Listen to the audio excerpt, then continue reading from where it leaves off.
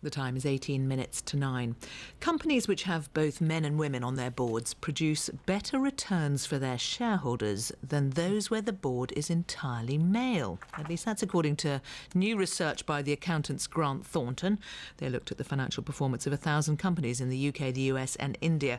And Francesca Lagerberg from the company joins me now. Good morning to you. Good morning. How were you able to establish this? What we did was we looked at the listed companies in 3 of our largest economies, so US, UK and India, and we compared the return on investment, the return on assets that you get in those individual companies, just to see were they outperforming the market or performing better if they had gender diverse boards. And the reality was actually quite startling, because if you add together all the success rates of those particular organisations, it amounts to a staggering US dollar amount of $655 billion additional amounts of money that you'd get if you had a diverse board. Sorry, so that 655 billion, explain how you get to that term? Yeah, what we did was we took the results for these 3 different economies, so US, UK and India, and we added up what they would be getting if they were performing as a gender diverse board, using lots of statistics that show that if you've got more diversity of opinion at the board level, you tend to outperform the market. So, because your argument is what, or your presumption is that if you have women on boards, what are they doing differently?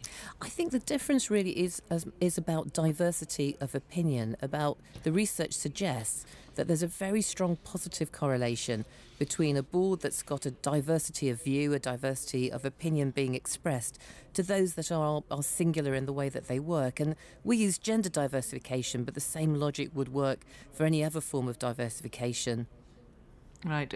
Professor Alison Wolfe from King's College London, among others, have looked at this, and she said that whilst there's a lot of talk about having more women on boards, it's had no positive impact on companies' profits, that actually it's nonsense to suggest it makes any difference.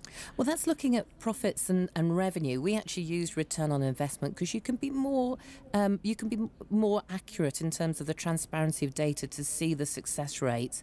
As ever, this is all about correlation. It's not necessarily about cause, but there's plenty of research backed up by organisations like the Kellogg industry, the Kellogg organisation and lots of other institutes, showing that diversity of opinion at that senior level tends to mean the organisation is far more successful over a period of time.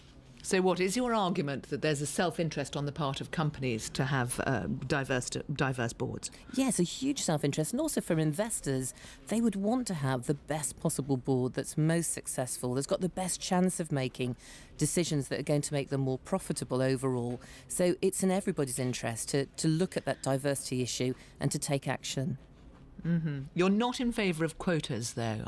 Personally, I struggle with quotas. I like to think people should get where they get because they deserve to be there. But there is a lot of evidence to suggest that you need a bit of a tipping point, that you need to nudge people. And many, many governments are going the way of quotas. And actually, only time is going to tell us whether that really drives success. But what's been quite disappointing over the last few years is the very small number of increases that we've seen in women in senior positions. So maybe some action is required to make that happen. But I'd like to hope the commercial argument is the strongest argument of all. Francesca Lagerberg, thanks very much.